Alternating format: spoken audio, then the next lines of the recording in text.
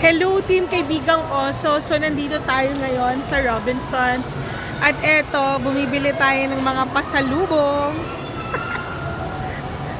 Pasalubong para sa sarili namin. Okay. So, sa ating mga Pilipino, no, it's a practice, Correct right? ka dyan. Na talagang magpasalubong kasi that means we get to remember the people, especially But then, mga... I'm from Laguna anyway. Aha. If you have them, in Laguna we have a lot of that. In Nacarlan, Liliw, Lumban, and as far as Louisiana, I'd say. Yeah. But if you go to Quezon, superb in Lukban, Quezon.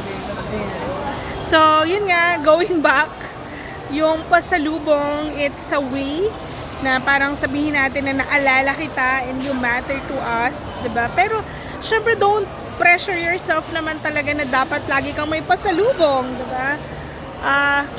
I-balance mo lang din, no? Ang maganda is you give pasalubong galing sa puso, right?